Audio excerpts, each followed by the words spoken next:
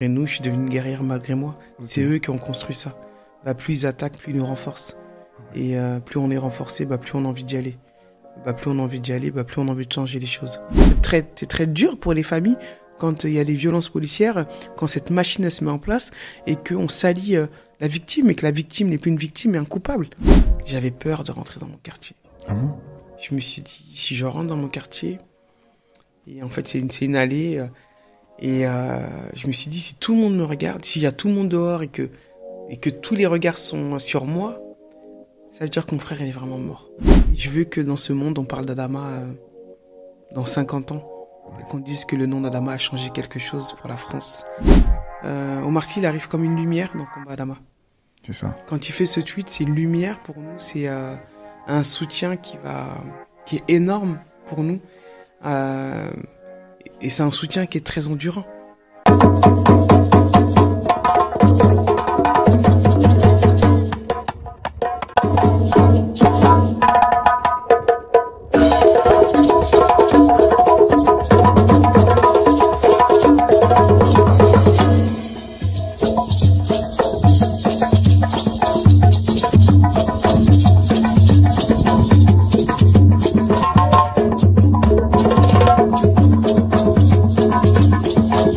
Bonjour à tous, j'espère que vous allez bien. Bienvenue sur le format At I Love You.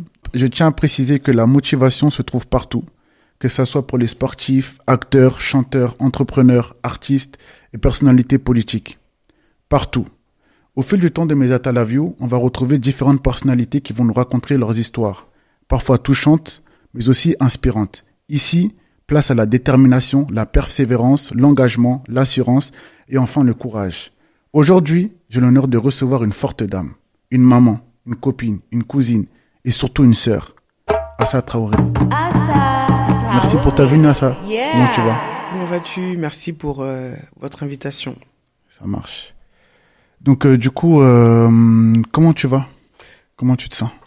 Moi ça va, c'est très endurant là ces derniers temps, ça va. Ouais. Là on est à J- quelques jours du verdict, donc Okay. on est dans cette dernière ligne droite là, dans le dossier de mon frère. C'est long, j'ai l'impression, le combat il est C'est long. très long, c'est très long, mais je pense que ils font tout pour que ce soit long et que c'est fait exprès et qu'ils orientent les dossiers dans la longueur pour épuiser tout le monde. Ouais, ça fait mal, hein. Mais en fait, plus ils nous ont donné encore plus de force. Ok, Voilà. ça marche. Ah, tu le prends de ce côté-là, je pense. On est là. Ouais. On est là et j'ai envie de dire que on est devenus des guerriers malgré nous. Je suis devenu une guerrière malgré moi. Okay. C'est eux qui ont construit ça. Plus ils attaquent, plus ils nous renforcent. Ouais. Et plus on est renforcé, plus on a envie d'y aller. Plus on a envie d'y aller, plus on a envie de changer les choses. Ok, ça marche. Moi aussi, c'est un peu un rituel. J'aimerais que tu te présentes pour ceux qui ne te connaissent pas. Moi, je suis la sœur de Adama Traoré, Assa Traoré. Et ça fait 8 ans que je mène un combat, le combat de mon petit frère. Mon frère s'est fait tuer, on l'a retrouvé mort dans une cour de gendarmerie. D'accord. Le 19 juillet 2016, le jour de ses 24 ans, le jour de son anniversaire. Et c'est pour ça que je suis là aujourd'hui, pour ce combat, le combat que je mène pour lui avec ma famille, pour son honneur et sa dignité, pour avoir la justice pour mon frère. Et on ira jusqu'au bout. Je suis aussi une maman, j'ai 3 enfants, je suis une femme épanouie, mais à qui on a en tout cas aujourd'hui un contrôle, en tout cas sur nos sentiments, pour avoir la justice pour mon frère, parce que notre vie elle a changé, hein. Il y a l'avant 19 juillet 2016 et l'après 19 juillet 2016. Donc voilà ce que je peux dire sur moi, Ok. comment je peux me présenter. Oh, ça marche, je te remercie.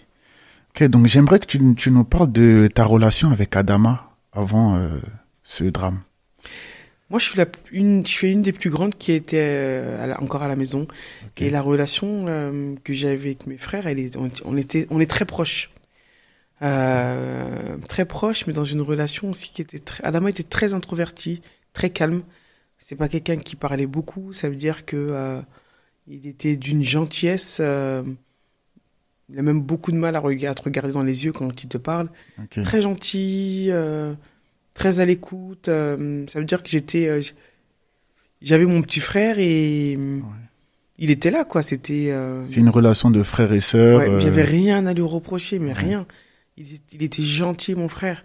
C'est pour dire, même avant qu'il meure, 2 jours avant sa mort, moi, j'étais éducatrice en prévention spécialisée à Sarcelles. D'accord. Et je dépose mes enfants chez ma mère, à Beaumont, mes 3 enfants, pour partir, parce que je partais en déplacement en Croatie. Et j'avais vu tous mes petits frères et j'attendais Adama. C'est le seul que j'avais pas vu. Aux alentours de 17h, je l'appelle, je lui dis, mais Adama, t'es où? Je t'attends depuis tout à l'heure, je vais voyager, je voulais te faire un bisou avant de partir. Et il me dit, ah ça, mais fallait m'appeler avant, je suis déjà parti à Paris avec mes copains. Est-ce que tu veux que je revienne? Je lui dis, non, non, t'inquiète pas, bah, si t'es déjà à Paris, je voulais juste t'embrasser. Il m'a dit, tu reviens quand? J'ai dit, bah, je reviens lundi prochain. Il me dit, tu reviens de l'aéroport jusqu'à la maison directement? Je lui dis oui. Je lui dis oui, je reviens directement à la maison. Et je lui dis, et je t'ai commandé un cadeau parce que c'était son anniversaire 2 jours Ok. après. Et je lui dis, bon, bah, ton cadeau arrivera entre-temps. Et je suis parti. D'accord. C'est les derniers échanges que j'ai eu avec mon frère. Donc c'est très affectueux, quoi. C'est Ouais, très, ça, il voulait, c'est marquant. voilà. Et il m'a dit non. Je lui ai dit non. Je lui ai dit on se voit lundi. Et moi, j'ai pris l'avion le 18. D'accord. Et le 19, mon frère est mort. Et le 20, je suis rentré. Ok. Et comment tu l'as su? On m'appelle dans un premier temps. On me dit, ah ça, ton frère, il a fait un malaise. On m'appelle, je crois que c'est ma mère qui m'appelle et qui me dit, Adama a fait un malaise. Ok. On va à l'hôpital. D'accord. Et là, j'étais debout, en fait. Je reste bloqué sur place. Je dis, mais j'ai eu peur. Je me suis dit, quelques mois avant, on a une cousine qui est décédée suite à une hémorragie cérébrale. Et j'ai eu peur. Et j'ai tout de suite pensé à elle. Je me suis dit, oh là là, mon frère aussi va partir. Et quelques minutes après, on me rappelle, on me dit, non, non, mais t'inquiète pas, il va bien, il est en garde à vue. Et là, tout de D'accord. suite, je me détends, je me dis, ah, il est pas Ouais, il y a rien. à l'hôpital. Il est en garde à vue, donc ça va, ça va, quoi. Et donc, je reprends, il était aux alentours de 19h, je reprends le cours de ma journée. Et aux alentours de 23h, j'ai ma petite sœur qui m'appelle, mais elle pleure. Et j'entends pleurer. Et j'étais avec ma collègue Sonia. Et là, je lui dis, Sonia, il y a un problème chez moi, là. Ouais. Je lui dis, il y a un problème chez moi et je peux pas entendre ce qui va être dit au bout du fil. Je ressentais qu'il y avait un problème avec Adama. Mais je me suis dit, bon, je donne le téléphone à Sonia, je lui dis, dis-moi ce qui se passe chez moi, je peux pas l'entendre. Ok. Et là, elle me dit, ah ça, ton frère, il est mort. Et les gendarmes ont tué ton frère. D'accord. Et voilà comment je l'apprends. Et je prends mon téléphone tout de suite. Tout de suite, je prends mon téléphone. Et j'appelle des médias, j'envoie des messages. Je leur dis, on a tué mon frère. On était en plein milieu de l'été. Et j'avais peur qu'on oublie mon frère. Ok. Je me suis dit, oh là là, si tout de suite j'alerte pas tout le monde, dans 2 jours, Adama sera juste un fait divers, comme on peut le voir, comme on a pu le voir dans certaines affaires. Oui, ça passe vite fait, on n'en ça parle passe pas vite trop. Et j'ai dit, ah non, non, mais on peut pas. Je me suis dit, je veux que le monde entier sache qu'en France, on a tué mon petit frère. Ok. Et je prends l'avion. Le jour même, dans la nuit. Le 20, je suis à Paris. J'arrive à Paris, on vient me chercher à l'aéroport. Mon ami Siga vient me chercher. Et juste avant de rentrer dans mon quartier, je lui dis, attends. J'avais peur de rentrer dans mon quartier. Ah bon? Je me suis dit, si je rentre dans mon quartier, et en fait, c'est une allée, et je me suis dit, si tout le monde me regarde, s'il y a tout le monde dehors et que tous les regards sont sur moi, ça veut dire que mon frère, il est vraiment mort. Ah, ok.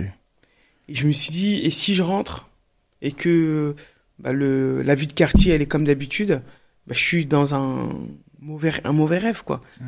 Et je savais que ma vie, elle allait basculer à ce moment-là. Donc on est resté peut-être une demi-heure à l'entrée du quartier. Je lui dis, attends que je sois prête. Ouais, mais pour revenir au quartier, en fait, c'est assez spécial de dire ça. Puisque ça veut dire que vous vivez un peu en communauté, tout le monde se sait, tout le monde se connaît, c'est ça? Bah, de toute façon, le combat Adama est représentatif de notre quartier. Il y a eu notre quartier, notre ville, Beaumont, et toutes les villes aux alentours. Tout le monde s'est soulevé. C'est des petits. Beaumont était une ville de moins de 10 000 habitants. Ouais. Avec les villes à côté aussi. Donc tout de suite, il y a eu ce soulèvement qui s'est fait très rapidement. Une solidarité très forte. C'est créé une force, une puissance, c'est créé tout de suite. Ils ont porté le combat à la seconde près. Moi, quand je suis arrivé, ils avaient déjà commencé. C'est pas moi qui prends la parole en premier. C'est pas moi. Je suis le porte-parole du combat aujourd'hui, mais les premières personnes qui ont pris la parole, c'est les copains de mon frère. C'est eux qui ont interpellé les médias, c'est eux qui ont fait la première interview, c'est eux qui ont réclamé le corps d'Adama, c'est eux qui ont été dans la gendarmerie, c'est eux qui ont été à la mairie. C'est eux. Tout de suite. Tout de suite. Et quand je suis arrivé, le travail avait déjà commencé. D'accord. Et quand j'arrive dans mon quartier, tout le monde me regarde. C'est comme si que le temps du passage de la voiture, tout le monde était resté figé, comme ils attendaient de voir ce que j'allais faire ou dire. Ouais. Et, Ils attendaient une réponse, quoi, en fait, de non, ta il n'y a part. pas une réponse. C'était la grande sœur, elle est arrivée. Ouais. Qu'est-ce qui va se passer? Ok. Et je suis rentré chez moi, je suis resté même pas. On n'a pas laissé le temps aux larmes. Hein. Je suis rentré, j'ai vu ma famille et on a pleuré un peu, je suis redescendu. Et on n'a plus jamais arrêté. Ok, ça marche. Parce que moi, j'aimerais aussi te parler parce que moi aussi, dans ma famille aussi, j'ai subi aussi une injustice. Ibo, donc Ibrahim Abba. Donc je me rappelle aussi, c'était à peu près comme toi. C'est-à-dire que, en fait, nous, on est vraiment une communauté où, en fait, tout se sait. Et on communique bien. Du coup, moi, je sais qu'il y a une de mes tantes qui est venue chez moi en pleurant. On savait pas qu'est-ce qui se passait. Elle nous a expliqué, voilà, Ibrahima, la police, ils l'ont cartonné. Donc nous, on était choqués, en fait. On savait pas ce qui se passait. Du coup, on a filé directement à l'hôpital, là où le corps était. Et du coup, en fait, c'est vraiment un sentiment d'impuissance. C'est-à-dire que on était sur place, il y avait la police qui attendait et qui voulait voir s'il allait avoir des débordements, je pense. Mais surtout une communauté en pleurs. Surtout des personnes qui étaient là pour lui. Et franchement, en fait, comme je te dis, c'était vraiment un sentiment d'impuissance. Parce qu'on est là, on ne sait pas quoi faire, on ne sait pas quoi dire. Est-ce qu'il faut parler ou pas? Et je ne sais pas si toi, est-ce que ça a été, dès le début, compliqué à réaliser que, en fait, c'est le début d'un combat, en fait? Ah non, moi, tout de suite, je savais. Directement? Ah, tout de suite. Moi, je voulais pas qu'on oublie mon frère. Ouais. Et moi, je voulais surtout que... En fait, je me disais, en septembre, les gens ne peuvent pas reprendre leur vie et faire comme si Adama Traoré n'avait jamais existé sur cette terre et qu'il est parti. Et moi, je voulais que le monde entier... Et je me suis dit, je veux que le monde entier sache qu'en France, on a tué mon frère. Ok. Et on a réussi. Okay, le monde entier sait aujourd'hui qu'on a tué Adama Traoré en France. Et le monde entier sait que quand on tire le rideau, il y a des violences policières en France qui gangrènent. Le monde entier sait que aujourd'hui, les violences policières elles sont là, qu'il y a du racisme, qu'il y a de la discrimination. On a imposé la question des violences policières, des inégalités et du racisme. Ouais. Et oui. Et moi, ça pouvait pas être autrement, de toute façon. Ouais, je vois. Et toi, dans ta vie aujourd'hui personnelle, tu es une mère de famille. Est-ce que tu n'as pas peur de certaines représailles ou même pouvoir trouver du travail? Tu sais, si j'avance en me disant ça, je fais rien. Ah ouais? J'ai décidé d'y aller, on a décidé d'y aller, on y va. Aujourd'hui, mon frère, il est plus là. Ouais. Aujourd'hui, mon frère, il n'a plus ses deux jambes, il n'a plus ses bras, il n'a plus sa bouche pour parler, pour nous raconter ce qui s'est passé. Il n'y a que nous qui pouvons, en tout cas, imposer cette vérité. On l'a eu, cette vérité. On est les voix vivantes d'Adama. Et en fait, ça peut pas se faire autrement. Si on se pose ces questions, bah, on arrête. Ouais. Moi, c'est pas des questions qui me venaient. Le plus important, c'était la déshumanisation qui a été construite autour de mon frère. Et c'était de dire, non. Adama Traoré, c'était quelqu'un. Ouais. Adama Traoré, c'était mon frère, notre frère, un fils. Là, c'était trop important pour son nom, pour sa dignité. On pouvait pas laisser mourir mon frère avec la déshumanisation qu'ils ont construite. Ouais. Et c'était de rétablir une dignité autour de lui pour ma famille. C'était important, c'est très dur pour les familles quand il y a des violences policières, quand cette machine elle se met en place et qu'on salit la victime et que la victime n'est plus une victime mais un coupable. Et que la famille se sent coupable. Non. Et ça, c'était primordial. C'était ma première motivation. C'était de rétablir cette vérité et la dignité autour de mon frère. Quoi qu'il arrive. Il est plus là, mon frère. Okay. C'est à nous de le faire. Okay. Donc, ce genre de questions, c'était une évidence pour moi. Moi, j'ai arrêté de travailler pour le combat. D'accord. Et c'est même pas un choix qui s'est réfléchi. Et aujourd'hui, tu veux dire que tu vis uniquement que pour le combat? C'est-à-dire que tu vis pour Adama? En tout cas, pour aujourd'hui, ce combat, il a pris une autre ampleur. Qui est aujourd'hui un combat d'une société, d'un pays, qui a soulevé des questionnements en France sur la question des discriminations, du racisme. On a imposé cette question de violence policière. On est en train de changer, de renverser quelque chose. Et c'est surtout de dire que et imposer à l'État et de reconnaître qu'il y a du racisme, c'est pas une faiblesse, au contraire, c'est de sauver des vies. Le combat Adama aujourd'hui, là, c'est un combat qui appartient à tout le monde, c'est un combat pour tous les Adama Traoré. Donc moi, c'est pas ce genre de questions, c'était en fait le combat de mon frère fait partie de ma vie intégrante. Il y a pas ma vie et le combat. Il y a pas de dissociation. Okay. De la même façon, je me lève tous les matins pour m'occuper de mes enfants, ce qui est normal et naturel. Bah, le combat de mon frère est normal et naturel. Ça marche. Ok. T'es aussi aujourd'hui une figure exemplaire en termes d'activiste. T'as été aussi nommé parmi les personnalités les plus influentes, d'après le magazine Times. Ce qui en fait qui reconnaît ton combat à l'international aujourd'hui. Et est-ce que tu peux nous parler de ça? Tu sais, quand mon frère il va mourir et que quand je dis je veux que le monde entier sache qu'on a tué mon frère, je me dis waouh. Quand on va aux États-Unis, quand on est sur la 5e avenue, qu'on voit le nom d'Adama Traoré en grand, quand on va à Union Square, quand on a cette fresque, quand le Times ou d'autres titres dans d'autres pays, je me dis le monde entier, et le monde entier saura dans plusieurs années qu'il y a eu un combat en France et que ce combat a renversé quelque chose, a changé les mentalités, a changé le système et surtout que le nom de mon frère a participé à pouvoir sauver des vies. Et je me dis, ouais, oui. Et c'est une lumière qui vient d'ailleurs et toutes les lumières qui viennent d'ailleurs, on les prend et on continuera à les prendre. Et c'est de dire qu'il n'y a pas de frontières, que au contraire, c'est des ponts qui se font entre la France et d'autres pays. Mais c'est surtout pour mettre la lumière sur ce qui se passe. Parce que chaque vie compte et que mon frère et que tous les Adama Traoré ont le droit de participer à la construction de leur propre vie, du pays dans lequel ils vivent et dans le monde dans lequel ils sont. Et que personne n'a de droit de mort ou de vie sur eux ou sur qui que ce soit. Et que la peine de mort, elle a été abolie. Il faut faire attention à ce qu'elle ne soit pas rétablie. Pas sur nos frères, pas sur mon frère. Donc oui, l'international, quand il arrive, Adama, il est plus là. Mais par contre, il y en a beaucoup qui sont là. Et tous ces combats qu'on mène, on les mène pour ceux qui sont là. Et c'est un engagement. Aujourd'hui, on prend cet engagement de dire qu'on est engagé sur cette question. Et l'engagement, tout le monde peut y avoir accès. Toi, comme n'importe qui. On n'a pas besoin d'être un super-héros, on n'a pas besoin d'avoir des pouvoirs magiques. L'engagement, il vient du cœur. L'engagement, il vient de partout.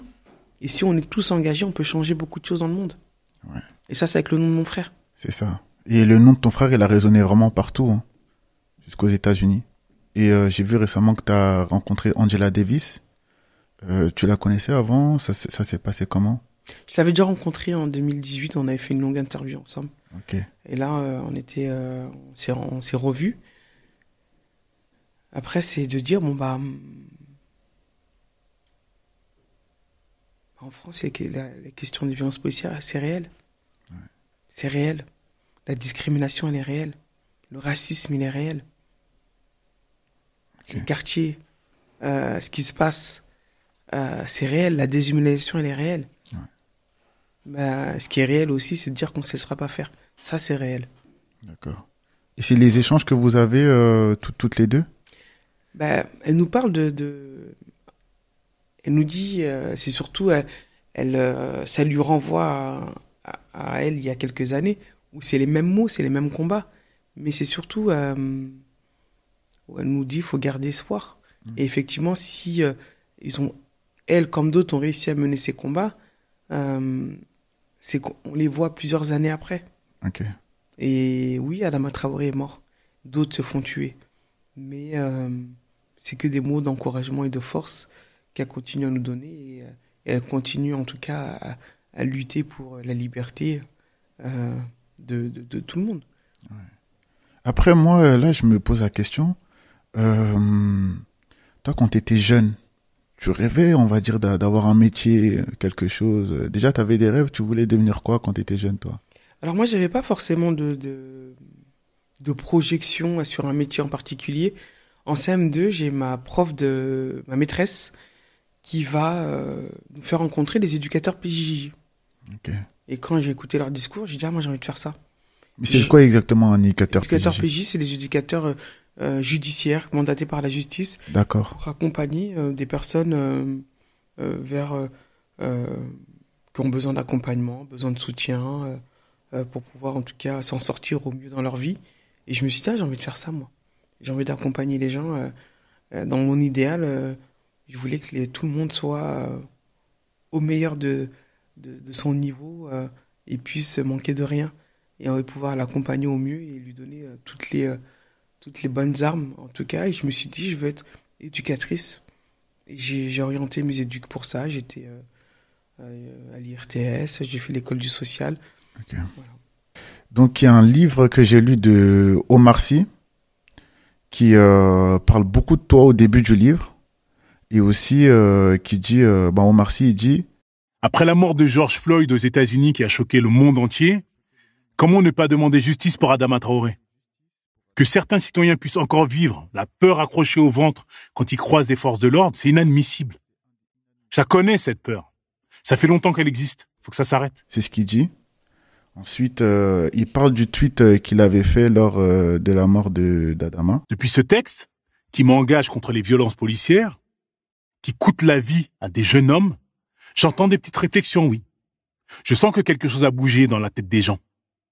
Dont certains se disent désormais « Ah, on l'aimait bien, mais il a un truc contre la police, ce garçon, quand même. » Et ensuite, il parle des retours qu'il a eus, qu'ils étaient un peu péjoratifs, parfois bien, mais surtout péjoratifs pour son milieu. Est-ce que toi, tu as ressenti ce grand soutien-là? Omar Sy, je sais pas s'il se rend compte. Je sais pas s'il se rend compte du soutien qu'il a pu nous apporter. Omar Sy, il arrive comme une lumière dans Combat Adama. C'est ça. Quand il fait ce tweet, c'est une lumière pour nous. C'est un soutien qui est énorme pour nous. Et c'est un soutien qui est très endurant. Parce que ça fait 8 ans. L'endurance, il faut la tenir. Ouais. Et ses prises de parole, ses positionnements sont tellement d'une force et sa voix a une résonance très forte, très puissante, très honorable, qui fait que dans le combat, nous, ça nous aide, ça nous a beaucoup, beaucoup aidé. Je sais pas si j'arriverai même pas à définir concrètement avec des mots l'impact que ça a eu, même l'impact émotionnel que ça a pu, en tout cas, nous apporter dans la mort et dans le combat de mon frère. Et c'est une lumière. Ça a été une lumière pour nous. C'est ça. Et ces prises de parole, à chaque fois, elles sont parfaites, elles sont justes, elles sont pour tout le monde, elles sont pour la paix, en fait.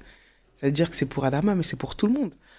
Et Moi, je le remercierai même jamais assez. Je sais même pas Ouais, comment. il a vraiment donné une très grosse force et il a pas comment- ignoré. Et il m'a dit un jour, effectivement, par rapport à ce que tu dis, je lui dis, mais tu sais, Omar, c'est pas difficile pour toi, tout ça. Je sais que c'est pas facile le combat Adama. Il m'a dit, je vais pouvoir me regarder dans une glace plus tard. Et, euh, et je le ferai. Je ferai tout ce qui est pour la liberté et la justice. Ça, tout le monde peut le faire, je peux le faire. C'est pas une coquille vide, c'est une coquille pleine. Et c'est une coquille pleine qui marquera l'histoire. Quand on parlera de lui dans plusieurs années, quand on ouvrira cette coquille, on aura beaucoup de choses à raconter sur Omar Sy, sur son engagement, sur ce qu'il a fait, sur ses positionnements, sur sa force, sur ce qu'il était. Et cette coquille parlera aussi de l'affaire Adama Traoré. Ça marche. Il y a Elsa Vigoureux qui a écrit le livre, qui dit Manuel Valls en veut d'ailleurs à Christiane Taubira, rien que pour ça, pour le soutien qu'elle a apporté à Assa Traoré. L'ancien Premier ministre a dit dans le journal du dimanche « Assa Traoré est pour elle une chance pour la France. Pour moi, c'est une malédiction pour la gauche. Faire de cette militante racialiste un modèle pour nos jeunes est une faute morale. » Toi, t'en penses quoi de ce qu'il dit? Quand on va dans la rue le 2 juin et le 13 juin, c'est pas la voix d'Emmanuel Valls qui porte, c'est la voix du peuple. On est plus de 100 000 dans la rue. Ouais. C'est nous la force. Ouais. C'est pas lui. Je vois. Et ça fait pas mal d'entendre ça des fois? Les critiques? C'est eux qui parlent de moi je parle pas d'eux. Ouais. Donc c'est eux qui pensent à moi, c'est eux qui pensent à moi constamment, matin, midi et soir. Ouais. Moi, je ne pense même pas à eux, ils sont même pas dans mon champ de vision. Ouais. Je sais que quand on va dans la rue, le 2 juin, le 13 juin, on était plus de 100 000. Ok. Et c'est ça toute la force en fait qui fait c'est pas ce combat. Ça, ce qu'il dit est écrasé. Elsa, elle répond, elle dit tu trouves qu'Assa Traoré est une femme courageuse? Omar, il dit oui. Sinon, je la soutiendrai pas. Elle avance malgré les critiques. Qu'on soit d'accord avec elle ou non, elle tient bon. Elle énerve, elle sait redoubler d'efforts, de force. Et c'est ça qui est honorable chez elle. Je trouve sa détermination exemplaire. Elle demande la justice et la vérité pour son frère.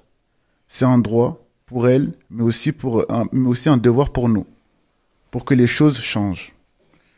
Donc Omar, en fait, il salue ton courage. Et je trouve que c'est très très fort puisque c'est pas une personne qui t'a ignoré entre guillemets. Omar Sy est une lumière. Omar Sy et sa famille. Omar Sy,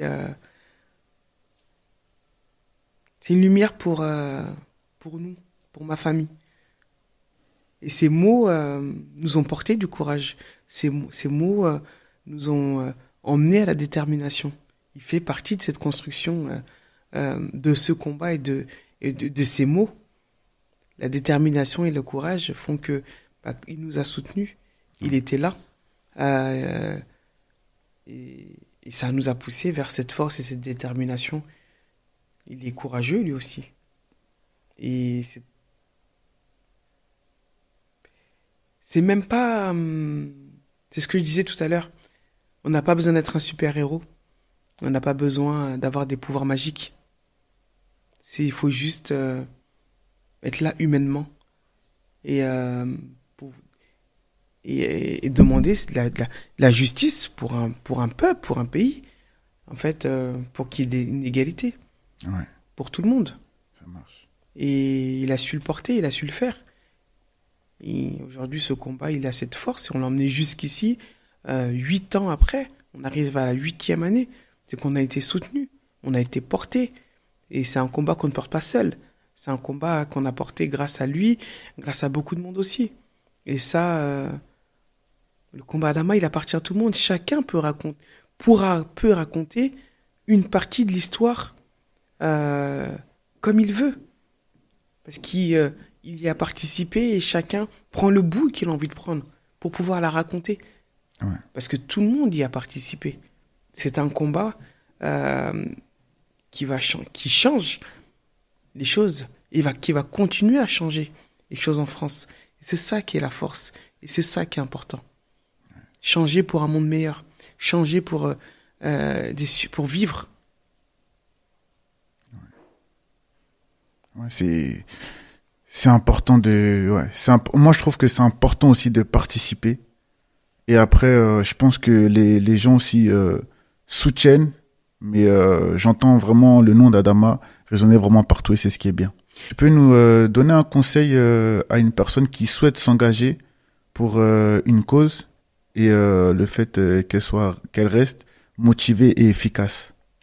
Pour être engagé, il n'y a pas besoin d'être un super-héros, une super-héroïne.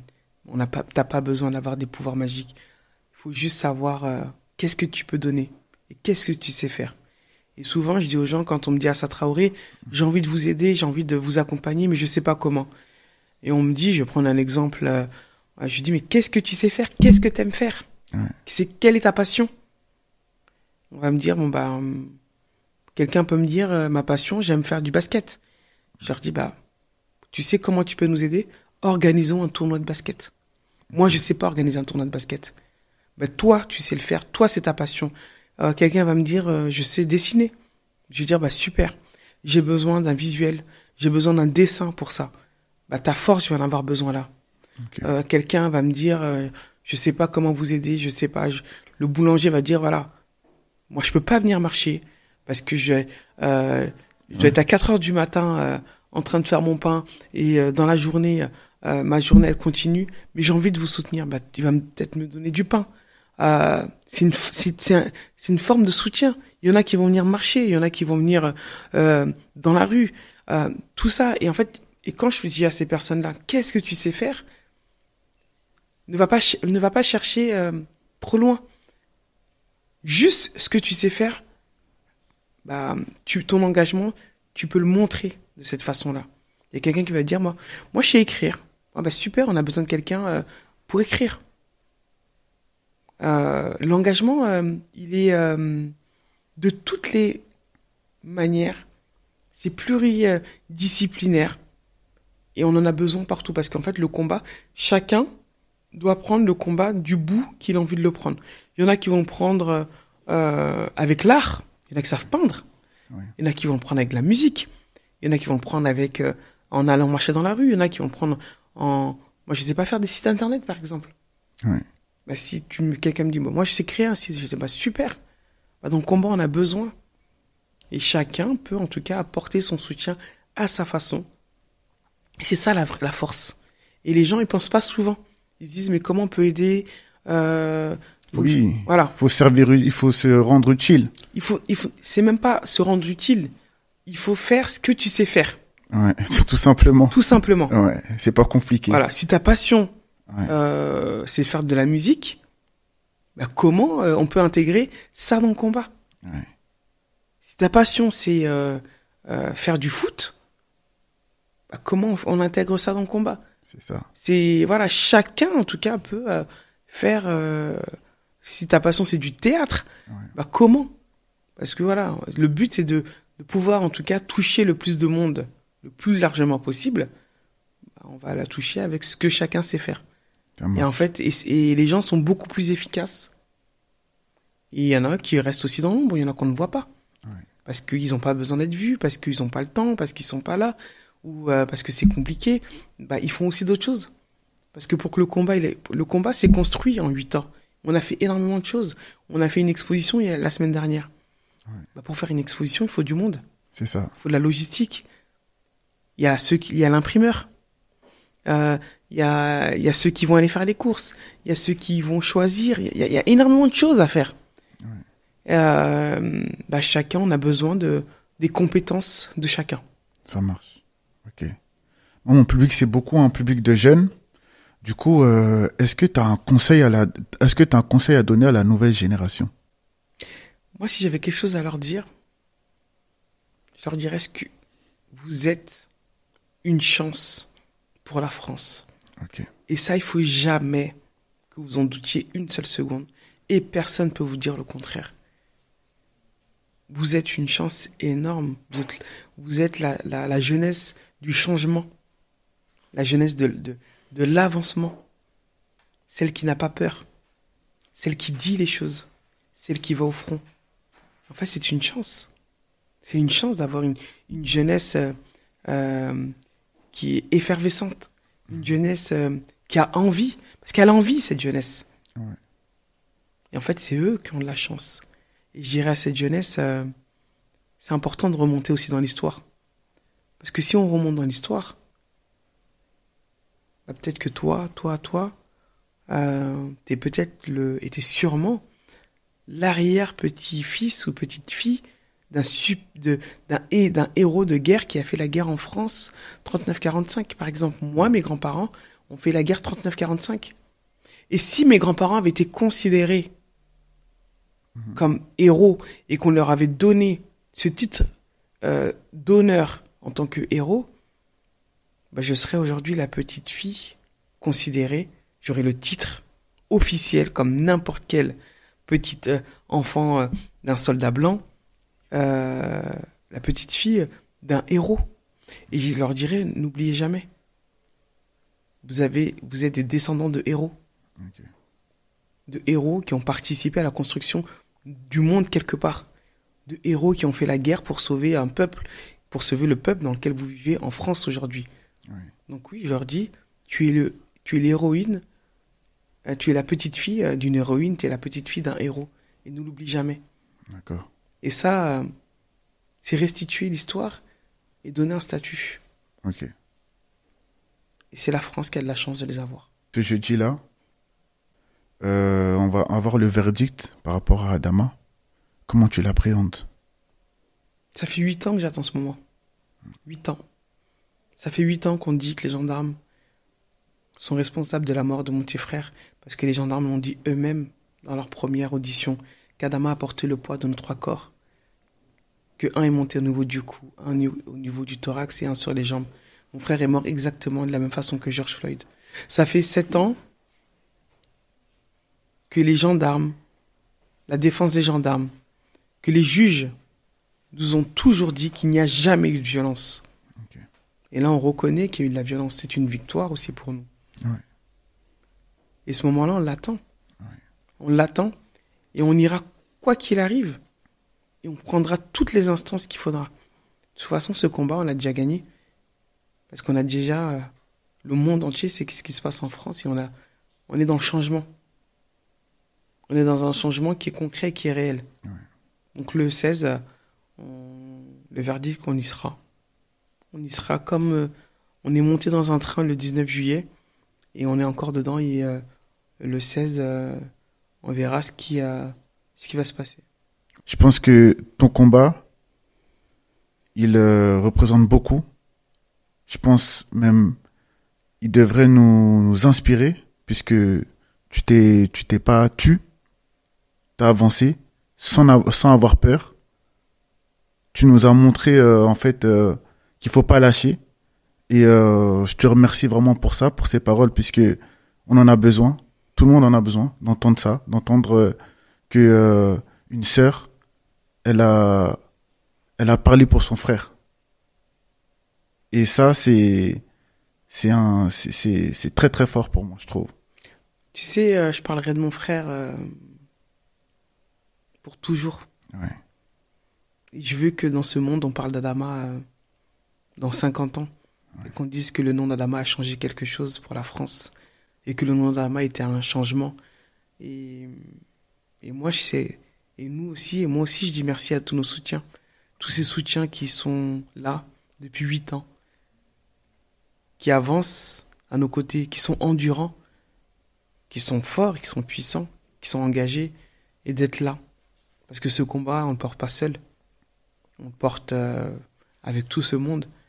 Et merci à eux d'être là. Merci à eux d'être là dans le quotidien. Merci à eux pour leur force. Merci à eux pour leurs mots d'amour, pour leur affection, pour leur solidarité, pour tout ça.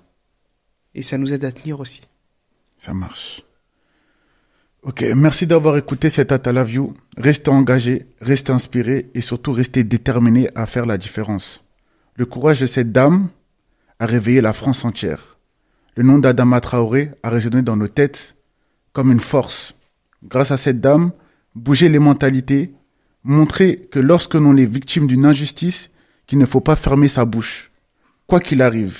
Cette dame, je dirais même cette sœur, nous montre que la vie n'est jamais facile. Avec beaucoup de détermination, la peur, elle, disparaît. Elle fait place à la victoire. Défendre notre histoire, notre culture, c'est ce que l'on représente. Notre âme, notre cœur, c'est ce qu'il y a de primordial pour avoir une identité claire, avoir un avenir solide. La semaine prochaine, vous découvrirez une autre histoire avec un autre Atalaview. Merci la famille d'avoir suivi cet épisode. Shut up and work et tuer pour tuer. Je te remercie à ça. Merci à toi et le combat continue. Toujours. Quoi qu'il arrive. Toujours.